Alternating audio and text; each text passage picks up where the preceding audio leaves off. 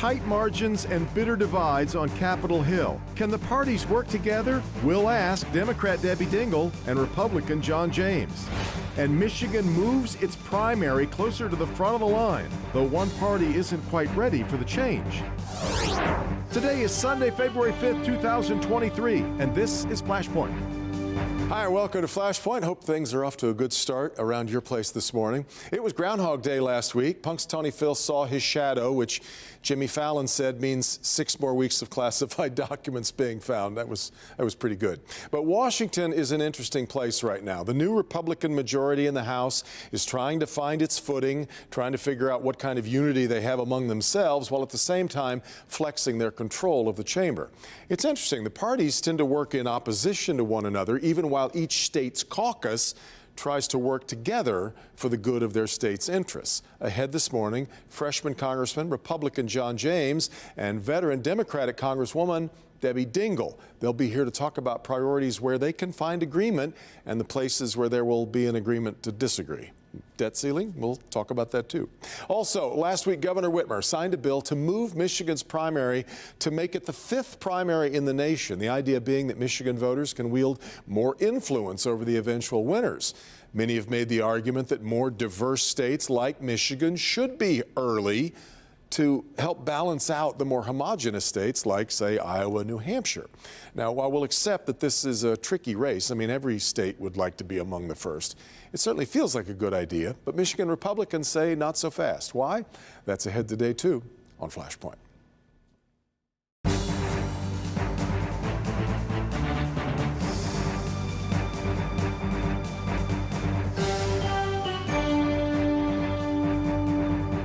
Well, behind the changes in both Washington and Lansing, a set of new faces, a set of new relationships in the delegations. Let's look into the Michigan congressional delegation with one of those new faces, freshman Republican Congressman John James with me in the studio.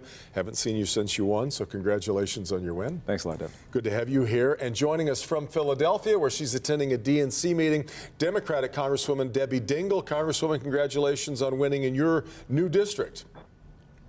Thank you, and it's good to be here with both of you. I'm really glad to be on with James today. Well, and in fact, I know you've already spent a lot of time working together, the two of you. And before we get into the things that divide Republicans and Democrats these days, Congressman James, talk about the areas where you believe, as a delegation, you have agreement and you have to work together. You know, just about everywhere to work together.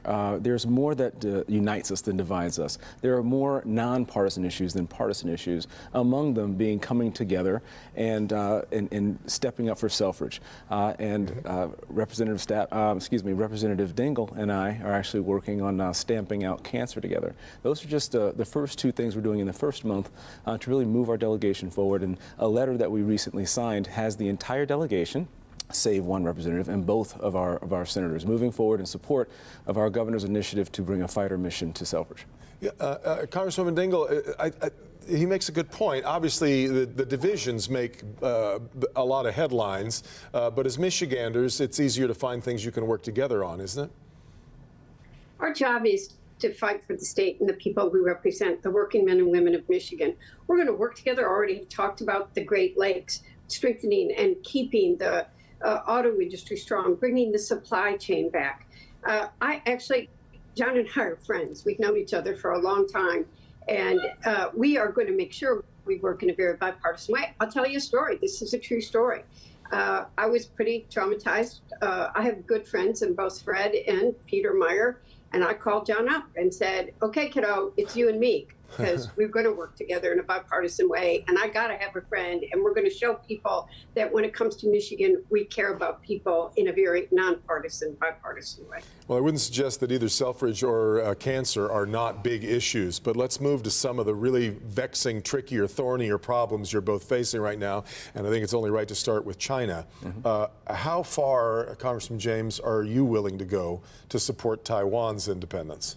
Well, I got to tell you, we have a lot of steps to take before we get to the point of the last resort, the very, very last resort, which is military intervention. We have to do the things right now, like making sure we strengthen our education system so that we can have a workforce capable of having an industrial base so we can have peace through strength. We need to make sure that we secure our border so we don't have a flow of fentanyl in here that's poisoning our communities. We need to make sure that we strengthen our alliances by keeping our promises to our allies so that we can hold China accountable for their malign intent all over the world.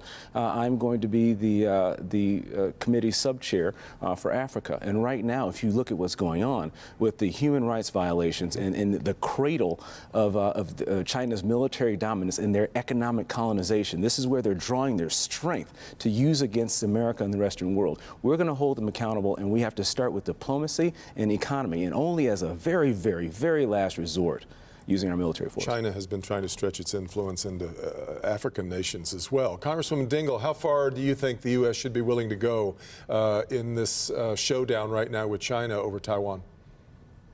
Listen, all of us want to avoid any kind of military intervention or war. We can do it. Diplomacy is absolutely what we need to be using. But quite frankly, we need to lessen our dependence on China. John and I probably agree on many issues related to China. Right now, we needed to pass CHIPS legislation. Look, I'm blunt. It took too long. The president knew it took too long. But we are so dependent on chips from Taiwan right now that any disruption over there, we saw what happened when the supply chain even got disrupted. Plants were closed. And there's so many, batteries, quite frankly, have gone up $1,500 in the last 6 months because the cost of lithium has gone up. We have to develop that supply in this country. We have to lessen our dependence. 80 to 90% of our generic drugs are now made in China. Yeah. The pandemic taught people about our supply chain, our dependency, and John and I will work together to bring that back to this country. Let's move east of there to the cauldron that has been boiling now for a year now, and that's Ukraine. Many of your Republican colleagues, John, in Congress are talking about they believe the U.S. has spent more than enough money supporting Ukraine in its war against Russia. Have you had enough of that? Well, I'm old enough to remember when I looked at TV and I saw empty shelves and I saw overdoses and people falling over in the streets because of substance abuse problems. And I'm old enough to remember when those were pictures of communist Russia. And now we're beginning to see a lot of that stuff here. You led this segment by saying the areas that we can work together. And I say that our biggest enemies, frankly, aren't abroad. Our biggest enemy is ourselves, our inability to work together. I absolutely believe that we must keep our promises to our allies, and it is in our vital national interest to stem the growing spheres of communist influence emanating from Moscow and Beijing, but the American taxpayers also owed account of where their money is going. And right now, with a Pentagon and an Army that has never passed an audit, that is also unacceptable. What we're saying is we need the administration and the military to be able to account for the dollars that we are entrusting them with, because the point is to have peace through strength and make sure we get all of our sons and daughters back home safely if they're in the situation we have to go in the first place. Congresswoman Dingell, I think a lot of people would agree that a microscope needs to be placed on spending, particularly on military aid, but that if you wait too long to do that, Ukraine doesn't have the luxury of that kind of time. What are your thoughts? They don't have the luxury of that kind of time. Ukraine is a war right now that's being fought for democracy around the world. This is a very scary, terrifying time. I do believe that we need to be accountable on what the spending is. That's been expressed to the Pentagon by Democrats, but what is happening in Ukraine is a war for democracy everywhere. Congressman, we've also already watched now a spate of what we feel like are going to be many, many investigations beginning, committees that have been designed simply expressly for that purpose. What's your fear level or concern level that those investigations then begin to stall the kind of cooperation that you and Congresswoman Dingell are talking about? Well, accountability of the executive branch is a check and balance that our framers put into the Constitution. The Article I branch of government is Congress. Was that not true? Was that not true during the previous presidency as well then? Absolutely. And see, this is the thing. We have to make sure that we're doing the right thing. And doing the wrong thing in the past does not preclude us from doing the right thing now. And I believe that the people are owed answers and accountability and an after-action review so that we don't make the same mistake twice are absolutely essential. In the military, we had after-action reviews. After you did something hard and you were done, so you don't make the same mistake twice, you go back and get your lessons learned. What do I sustain? What do I want to keep doing to make sure we're strong? And then what do I improve? What are the things we don't want to repeat so we can make ourselves stronger? We're just talking about an after-action review here, Devin, and moving forward, because that should be the ultimate goal. Congresswoman, are you concerned about the spate of investigations that are the kind of a craze that almost seems to be taking hold? I think that there's a danger of these committees being weaponized. I myself was appointed to one of them last week on COVID. Didn't ask for it, but I will take that responsibility very seriously. But you know what? I think the American people are tired of partisan bickering, that if Republicans do nothing but get headlines as they're attacking people's personal character, we'll see where this all goes. They've got to deliver. People at the dining room table are worried about their jobs, the economy, education, lowering prescription drugs. And if we don't deliver on that, and I'm prepared to work across the aisle to deliver for the people that I represent, and I think that's important. And if this just becomes a 2-year, I can't use the word on television I want to use, then people are going to hold people accountable. We're still following broadcast rules. Congressman, let me let you start on this last one, and that is the debt ceiling. Do you feel like you can find agreement? Can the two parties, the White House and Congress, find agreement to work our way through this debt ceiling crisis? We have no choice but to do that. We cannot weaponize. We cannot play political games with our debt ceiling. Look, it's happened many times, more than 40 times through Republican and Democratic presidents. It was raised during the Trump administration 3 times. Do we need to look at our spending? Yes. Do we need to look at that? We do that as part of the appropriations process, the budget process, where budgets will be being delivered to the Hill in March. But we should settle this issue on raising the debt ceiling. I support legislation that lets this stop being this drama that happens every time. We cannot default on our debts. It'll hurt our economy in such serious ways we cannot even imagine it. Can we come to agreement here, Congressman, or is this loggerheads? We cannot default on our promises. We must protect Medicare and Social Security, and we'll work together to do that. All right. We got to get to a break. Go ahead. Sorry, Congressman. What'd you say? We agree. Okay, agreement there, no doubt. We come back, something that Debbie Dingell has worked on for about 30 years, and that's moving the Michigan primary. We'll continue with more on Flashpoint in just a minute. Thanks so much. Really appreciate that. Yeah. Whoa, it's not much time. I know. I couldn't believe it at first, but Eyeglass World really does make your glasses the same day. They don't just ship them out like other stores? No, they make them right there in their same-day lab. The same day? The same day. Whoa. Oh, let me just get that for you. So, you want to go get some waffles? Get 2 pairs of glasses for $89 the same day at Eyeglass World, the world's best way to buy glasses. Luxury is now more affordable than ever at Gardner White. Save up to $1,000 on Michigan's largest selection of premium mattresses. Guaranteed in stock with free same-day delivery. Heirloom, Beautyrest Black, Arctic, even Tempur-Pedic is as low as $22 a month with 0% financing for 88 months. Plus free TVs and MasterCards. And get our 6-month best sleep guarantee. Get the lowest price and payment, period, at our biggest President's Day mattress sale ever at Gardner White. For adventure, for climbing, for splashing, for towing, for premium, for capable. The GMC AT4 lineup, premium and capable. That's professional grade from GMC. Or GM employee program participants with a current eligible GMC lease can get this low mileage lease on the Sierra Elevation for $339 per month. If you're not watching Local 4 News, this is what you're missing.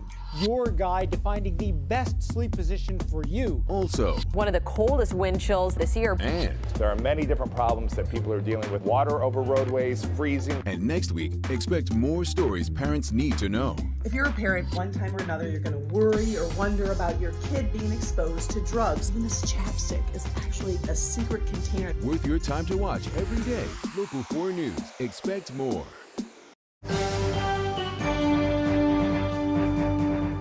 Welcome back. Michiganders have talked for a long time about moving the state's primary election earlier to hold more sway. I mentioned in the last segment, Debbie Dingell's been working on that for about 30 years. Well, now that talk has turned to action as the governors move the Michigan primary to a slot that puts it 5th in the nation. But it won't happen immediately, it seems, unless things change. Let's talk about that and more with political strategist Adolph Mongo, back with us again. Jill Alper here from Alper Strategies, back again. Jason Rowe, back with us from Rowe Strategic, and pollster from Mitchell Research, Steve Mitchell. Gang, thanks very much for being here. Jill, let me start with you. This reminds me of the old thing where kids would do this up a baseball bat to figure out who's going to pick first for teams. Everybody wants to be first, don't they? Everybody wants to be first. Michigan should get as close to first as possible, because when a state is early in the presidential nominating contest, its leaders, its grassroots organizers, its people, its public meet the person, get to vet the candidates who could be the most powerful leader in the free world. It changes policy. I've been the political director at the DNC. I've helped move a primary once with Mrs. Dingell. I've been a field organizer in Iowa. I have a front row seat to it, and I can tell you that it will make a huge difference for our state if we're first or close to first. And Adolph, early. I know it is, because we've talked about that. It has always driven you crazy that Iowa and New Hampshire hold so much sway. Yeah, here if Michigan was up there with some other states, we probably would have had different nominees. And Biden's campaign was dead until he went to South Carolina. Right. and so I'm glad to see it happening. Republicans, they can keep it. In fact, let's talk about that. Steve, this basically passed with one-party support. Why wouldn't, it's a complicated thing. Republicans, by rules from the RNC, can't hold their primary before March 1st. This one would actually be, I think it was February 27th on the next election. Explain the complication here. Well, the complication is that if they hold it before March 1st, they lose 85% of their delegates. And for the governor to get this done, and the Democrats, they had to pass legislation immediately. And then there's a provision that if a bill does not get immediate effect, if the Republicans don't, if 2/3 of the Senate or House don't give it immediate effect, it doesn't take over until 90 days after the end of the year, at the end of the session. So now the governor's going to have to, and the state legislature will have to adjourn on November the 29th. Then they'll have a special session after that if they want to do it in December. But they're going to get what they want, and the Republicans can do basically nothing about it. So we're going to have a Democratic primary on February 27th in Michigan, which will be a boon to the state for a lot of reasons. Money, 3 million. In Iowa, 3 million people, they spent $7 million. So you can spend $20 million in Michigan because it's 3 times larger. A lot of that going to TV stations like WDIV, by the way. Duly noted. Exactly right. Jason, you're a Republican, though, who thinks the Republicans right now protest a little too much. Yeah, I'm really at odds with the party on this, at least the folks in the legislature. I think it's great for Michigan. I think it's great for both parties. I mean, right now, Michigan is about 20th in the queue, and we're a week after Super Tuesday, in which about a dozen states are going to vote.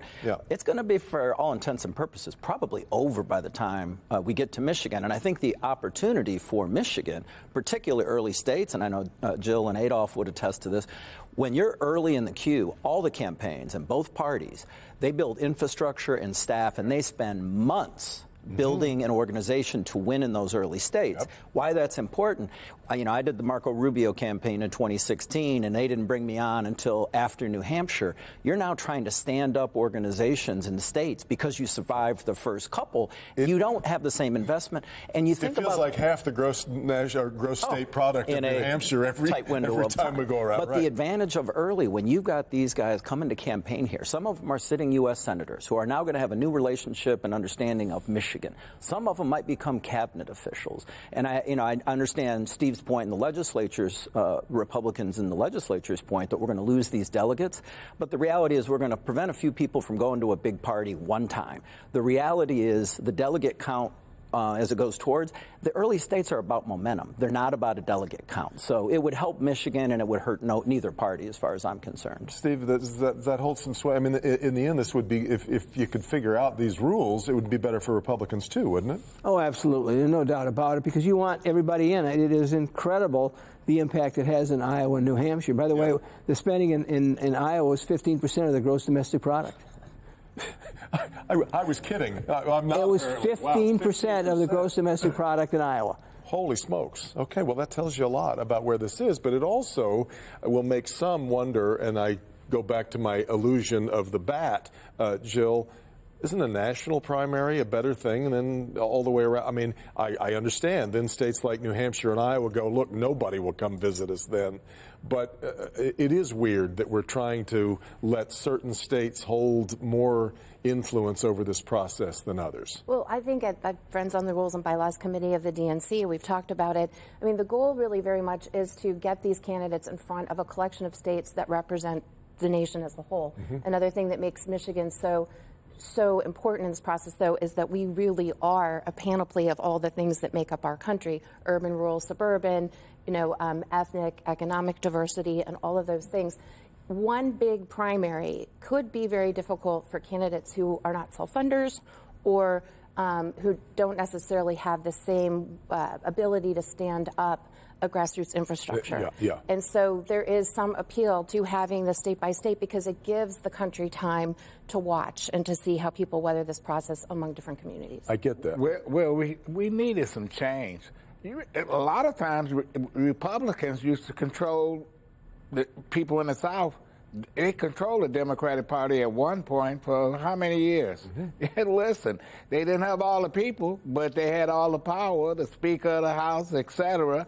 And so now you're seeing some changes, and there's people saying, like in South Carolina and other places, you know what? We've been here. We've been supporting you. Now we won't be at the table. We want some of that millions of dollars to come into our state. And, people want to get paid, just like they want to get paid other places. Breathtaking amount of money, as Steve just said. This will no doubt be a topic next weekend in Lansing as state Republicans get together and anoint their next leader. We've got 11 people, I believe it is, last check, in the running for this. But Jason, it looks like it's going to be Matt DePerno, at least if the Trump endorsement is anything. What's the shape of the state party? And can you tell me right now who the leading Republican is in the state of Michigan? No, I cannot. In fact, I'm just going to anoint myself in this vacuum. Congratulations. I think we'll change your graphic.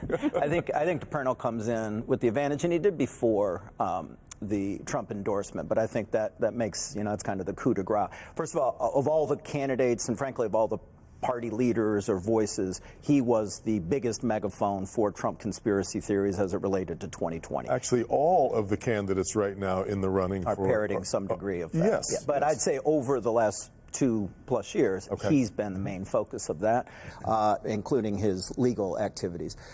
So he has a big grassroots following amongst that MAGA set. And then when he partnered with Grant Saldana, who comes from a different background, he wasn't a political guy. He was the guy that stuck his hand up when he didn't like the governor's COVID policies. And so he's got a grassroots following throughout the state that's a little bit different and overlaps, but that's a lot of power in the grassroots. And they aren't necessarily the delegates, but I bet you they're all working the delegates. And then you get the Trump endorsement on top of that. And our party over the last 6 years at the precinct, delegate, and county and the state convention level are way more MAGA than they were 6 years ago. Steve, but these people in these positions led to kind of a bloodbath for Republicans in the midterms. It is interesting that they would be the leaders moving forward, but where does this leave Michigan Republicans? Well, I mean, it's absurd the fact that the Republican Party in Michigan cannot afford to hold its convention. It's $2 million, and they don't have $2 million.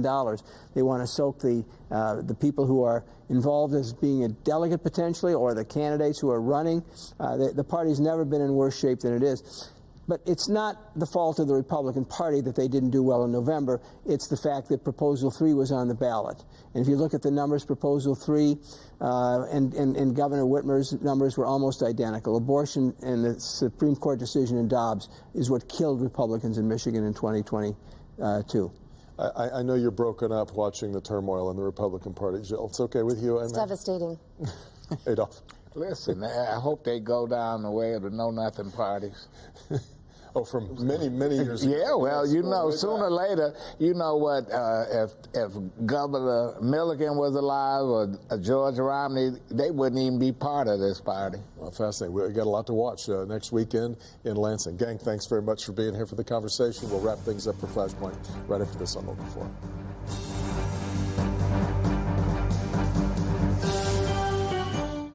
Save 50% off all the latest styles from Hooker. Furnishings for every room are now on sale. That's 50% off bedrooms, dining rooms, and living rooms. From fashion leader Hooker. Factory authorized discounts of 50% off Hooker furniture at Gorman's. For adventure. For climbing. For splashing. For towing. For premium. For capable. The GMC AT4 lineup, premium and capable. That's professional grade from GMC. Or GM employee program participants with a current eligible GMC lease can get this low mileage lease on the Sierra Elevation for $339 per month. It's Allstate Home Leisure's home makeover event. Beat the summer rush with preseason savings of up to $2,500 on hundreds of above-ground pools. Complete premium packages starting at only $99 per month, plus 36-month special financing. Only at Allstate Home Leisure by Watson's. Michigan Lottery's Big Spin Instant Game is back, and so am I. Tune in all next week, shortly after the evening drawing, where I'll be hosting the Michigan Lottery's The Big Spin. Catch the excitement as the players spin the big wheel and win prizes up to $2 million. Save 50% off all Lexington furnishings at Gorman's. Pure style has never been more affordable. Gorman's is offering factory direct savings of 50% off the unequal styling of Lexington this weekend at Gorman's. Black History, Then and Now. I'm Victor Williams, and I am standing at the location of Detroit's very first black newspaper, the Detroit Plain Dealer. In 1883, these trailblazing journalists informed and advocated for the black community. Today, there is still a need for diverse perspectives and ideas to have a voice. That's why this history is just as important as ever. Expect more from Local 4 as we celebrate Black History, Then and Now. Sponsored by MISTA, the Michigan State Housing Development Authority. So a lot to be watching next week. Super Bowl, of course, but also that Republican convention in Lansing. Thanks so much for being here. Meet the Press is coming up next. Hope you have a great week. We'll see you next time right back here for Flashpoint.